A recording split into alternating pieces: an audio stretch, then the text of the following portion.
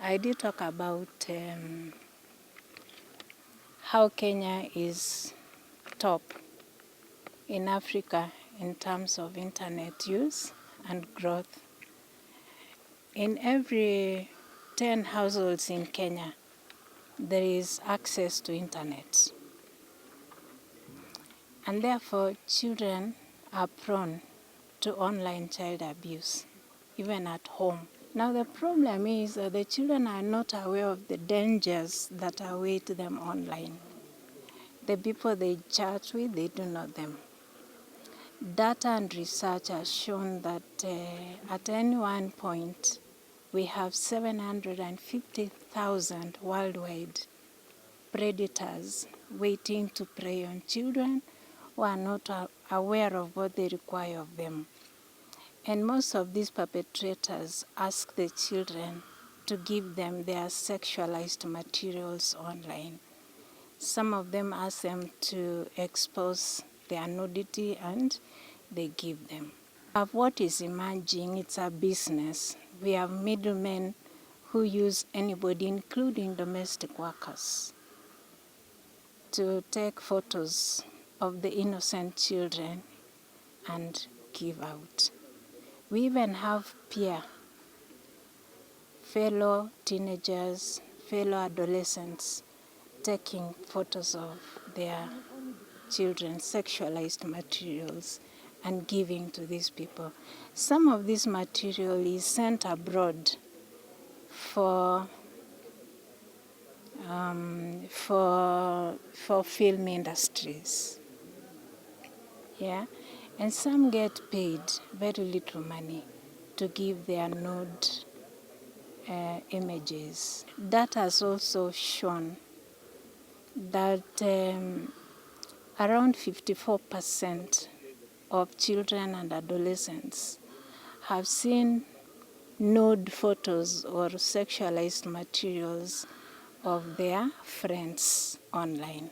And these children discover that their nudity and their sexualized materials has been exposed. It gives them psychological torture. It gives them low self-esteem. Sometimes they do not know who to run to, because the reason being they were not aware in the first place that their photos or their images will go viral online. So, and this is the big problem we have in Kenya. But there is what is emerging and a problem we cannot cope with.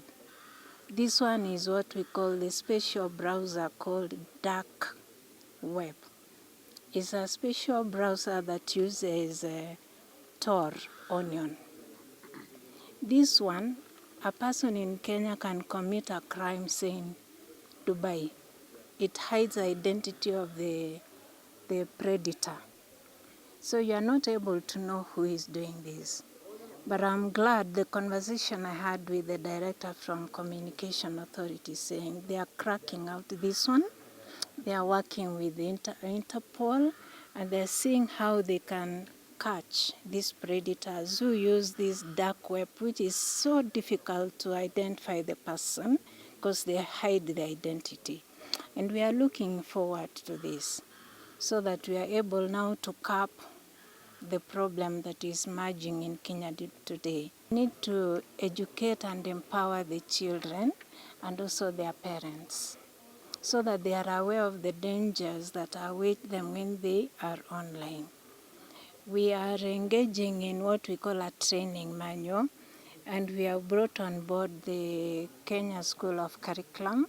We want to engage Ministry of Education so that this can go in the school curriculum, so that children from as early as preschool, they are made aware of the dangers of online use so that they use internet responsibly. This initiative is founded on the realization that as ICTs continue to shape our lives profoundly, there is a need to protect the vulnerable segments of society, particularly children, from the harmful effects of ICTs. As the regulator of the ICT sector, the authority has a duty to protect the consumers of various communication services by developing and implementing various interventions to safeguard consumers.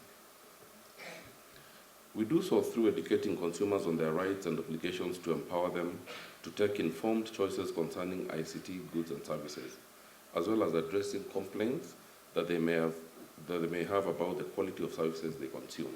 Guidelines for industry on child online protection and safety that we shall discuss today are critical interventions in our work, as they provide a foundation for safer and more secure internet-based services and associated technologies for today's children and future generations. As consumers of ICT services, children may be unable to discern the suitability of content they come across from time to time. The curiosity that comes with the discovery of new and exciting things may drive them to areas that may be harmful to not only their health, but also their normal psychological growth. It is a no-brainer that children are increasingly spending more time online than ever as more people continue to access ICT services across the country. Data by UNICEF shows that around the world, a child goes online for the first time every half second. Children may face numerous daily risks online. Cyberbullying and other forms of peer-to-peer violence, hate speech, messages of self-harm, and even suicide can affect young people each time they log in. The National Computer Incident Response Team Coordination Center, the authority has continued to foster a multi-agency approach towards cybersecurity, sensitizing stakeholders on online safety and addressing cybersecurity incidents, including those concerning children. Sauti kubwa kama yangu. I hope you can project your voice. Yes. So before you leave, ensure you pick your voucher. Can you hear? Lunch. Mnasikia? I can't shout more than that. You can shout.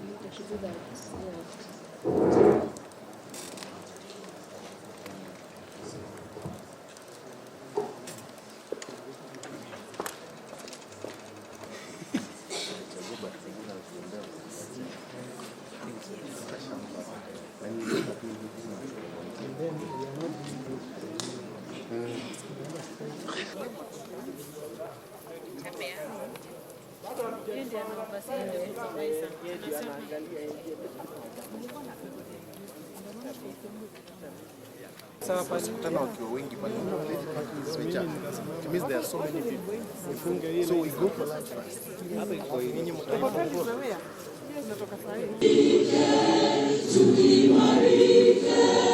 Umoja wetu ni nguzo yetu.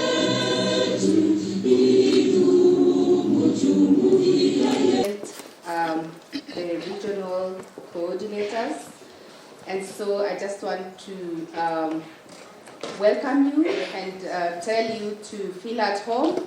Yeah.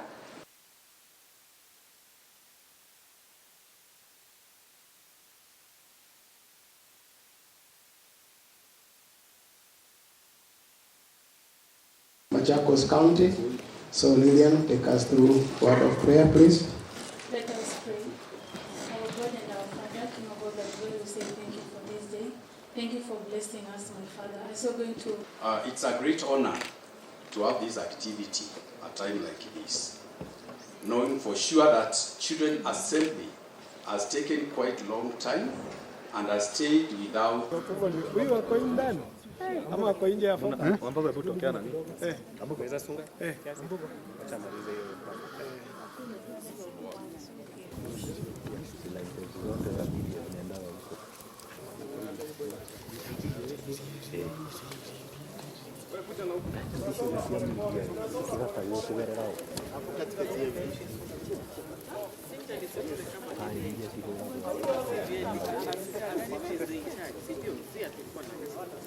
I want to hear breakfast in your systems.